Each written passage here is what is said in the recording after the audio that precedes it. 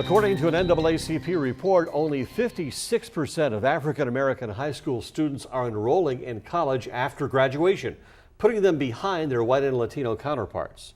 But the Miami-Dade Black Affairs Advisory Board is working on increasing those numbers. Joining us to explain is the chair of the board, Priscilla Dames. And thank you so much for having me. And you used to be a teacher, so you know the dynamics going on in schools right now as far as graduation are concerned. Absolutely. I taught for 18 years in the elementary school, and then I was a reading specialist and a staff developer coaching teachers. And let's take a look at the numbers here, and let's go to the specifics, because for some people out there, these numbers are going to be very surprising. And one of them deals with dropouts taking place on an ongoing basis. You've got 7,000 kids dropping out of school on a daily basis throughout the entire country. And that's not just African American, that's all students. That is a surprising statistic. That's amazing. And of course, when you take a look at that, all those kids are behind the eight ball. They're not going to be as advantaged of children with education. And let's take a look at the next slide, and that is 47% of African American male students graduate from high school, less than 50%.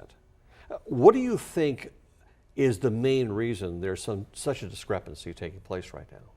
I think it's important to say that so often we look directly to the home and say it's because of low income, parent apathy, or single family homes. No, that's not the case at all. I have never met a parent, and I still do parental workshops. I've never met a parent who does not want their children to proceed.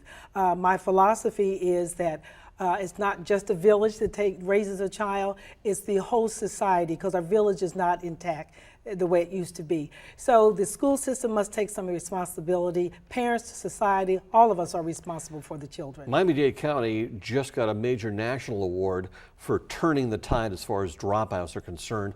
What can we learn from Miami-Dade County that can apply to other parts of the state, other parts of the country to turn their tide as well? I am so excited for Miami-Dade County Public School and Superintendent Alberto Cavallo for winning that award. That's huge because they've raised the levels 10% for graduation for African American students. And there's so much that had to be done, and it didn't happen overnight. We didn't get in this trouble overnight. We've had the problems with dropout rate for many, many years. So from 2006 to now, they've been working hard on this, and they're continuing to increase those numbers. So they're doing things like looking at the curriculum and turning some of that around. They've done individualized instruction. They've had to move teachers around. They've had to let some teachers and administrators go. They've dropped some programs. We're talking about budget and we're talking about realism, but also parental involvement is extremely important. That's a key. It's key. It's key. Because and it's not only in school, being involved at home and even before they start kindergarten. And when you talk about self-esteem, that's where the child gets their self-esteem from the parents, right? Saying you can do it, being encouraging.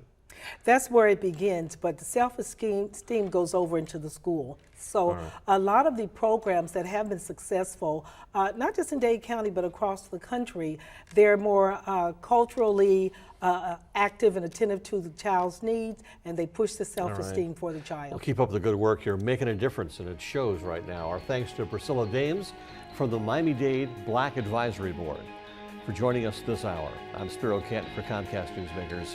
Thank you for joining us.